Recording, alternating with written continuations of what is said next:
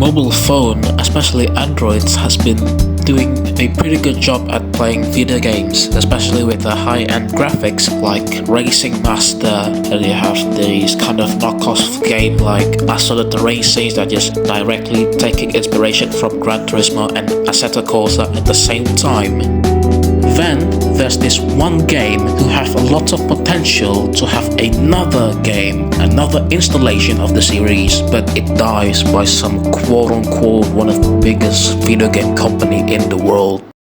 Before that, we are gonna go back to 2009. Real Racing is a 2009 racing game that was developed and published by Firemint for iOS.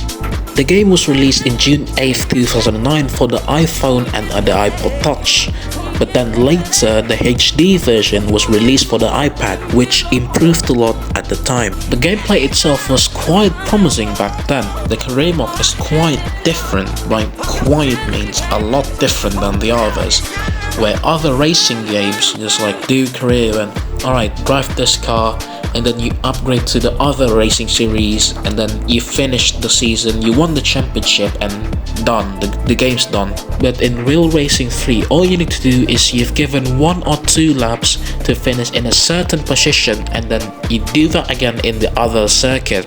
And they also released somewhat of a DLC called Real Racing GTI, which is just the whole game, but it's free and also have Volkswagen in there. And here's the rating for Real Racing 1.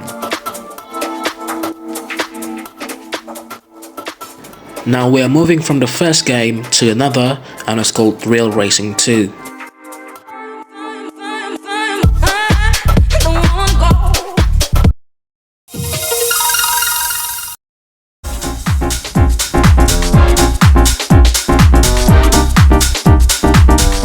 Real Racing 2 is a 2010 racing game developed and published by Firemint for the iOS, Android, OS X Lions and Windows Phone 8. It was released on December 16, 2010 for the iPhone and iPod Touch, powered by Firemint's own Mint 3D engine. A separate iPad version was released a year later on March 11, 2011. Then a year later, on January 11, 2012, Real Racing 2 was confirmed as one of the 27 titles to be released on Windows Phone as part of a partnership between EA Sport and Nokia. And also, they will charge you for a one-time payment to play the whole game. Gameplay wise, the only thing that have a change for the second installment of the game here is just the game engine. The heads-up displays are different, the cars are different, they have licensed car now, which for the 2010 game, for a mobile 2010 game, was quite surprising at the time when this game was released for mobile phones. Now, when you are playing the career mode itself, it's quite different. The career mode now turns into a bit more of a Gran Turismo side thing, where you have to choose the car and then play into like 5 division. For example, in Gran Turismo you have to play from the Sunday Cup into the World Series, which is just the same in here. You play from Club Division to State Division to Grand National and then Pro Circuit and then World Series, which is just the same. Here's the thing, in Gran Turismo you have to do license tests, but in this game all you have to do is just buy a car, like a certain car that meets the requirement for that series, and then race there for what, like 5 race or 10 race maximum, I think. But in each races you have 3 game modes to play. First you have the head-to-head racing, second you have the time trial, then the third one you have the cup racing. And it's actually kind of stressing for just a casual arcade racing game, because you have to do that over and over again until you finish the whole career mode. And here's the rating for Real Racing 2. Now we are moving on to Real Racing 3. We show you descending. Alright, you know the drill. This game is released by Firemonkey?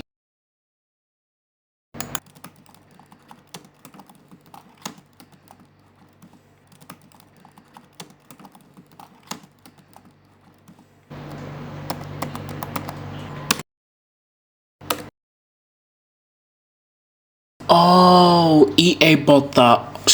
shit! Real Racing 3 is a 2013 racing game developed by Firemonkey Studios and published by EA for the iOS and Android, including the Microsoft Surface Duo, Nvidia Shield and BlackBerry 10.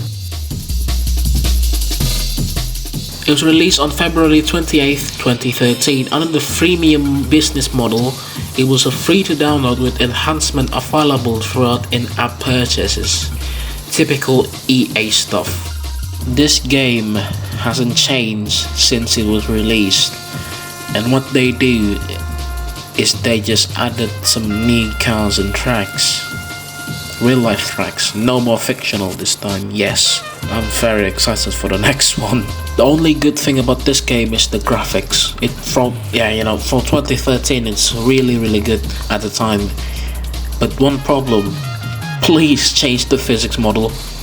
Change the tire model, please. Please, I beg ya.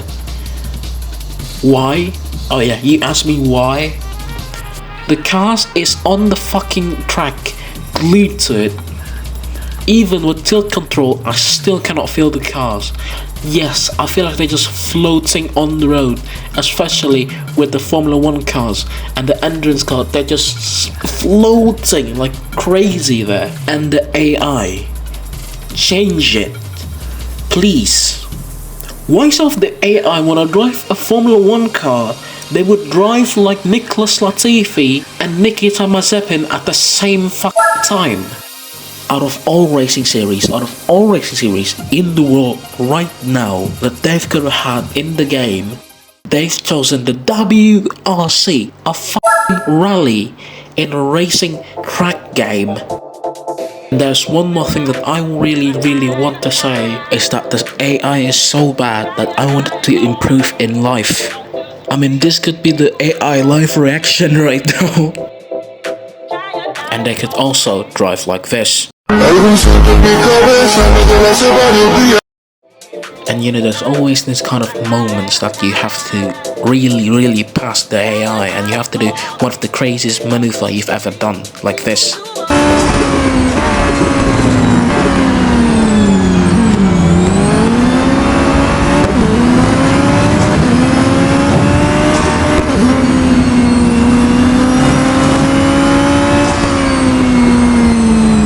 And also like this.